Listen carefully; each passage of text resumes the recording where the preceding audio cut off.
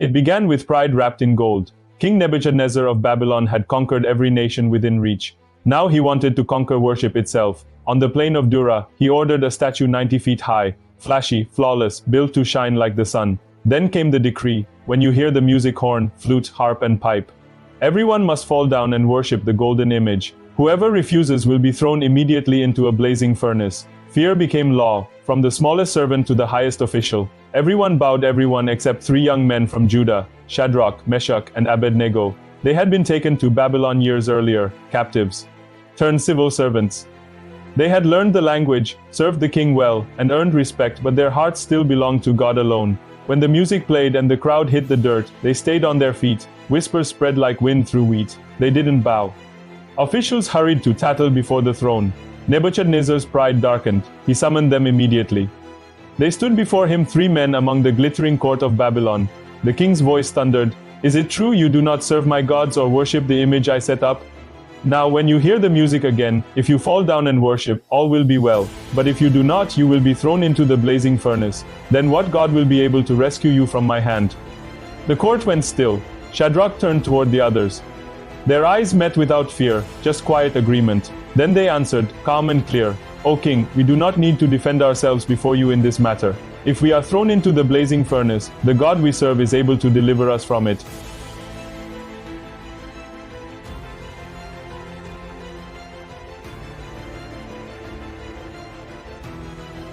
Soldiers fed the flames until the walls glowed white, heat trembling in the air like a living creature.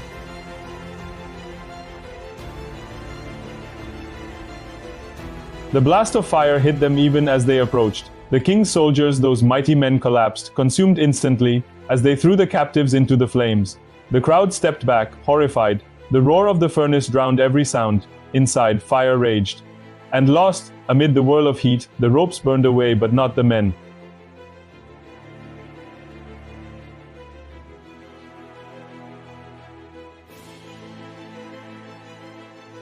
"But look," he cried, pointing, "I see 4 men, walking in the fire, unbound and unharmed, and the 4th looks like a son of the gods."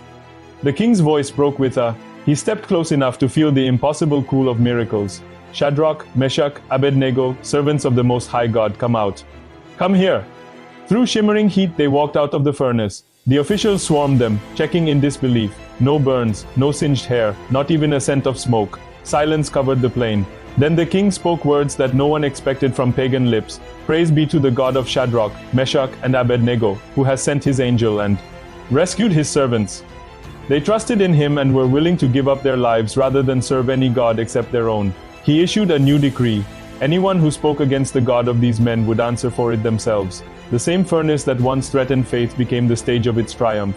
The miracle wasn't just that they survived the fire. It's that God met them inside it. They didn't know whether rescue would come. Their loyalty wasn't bargaining. It was belief without conditions. Most of us pray, "God, deliver me from the fire." They prayed, "God, be with me in it." And that's exactly what he did. Faith like this doesn't guarantee comfort. It guarantees company. When you walk through flames, illness, betrayal, loss, he is there.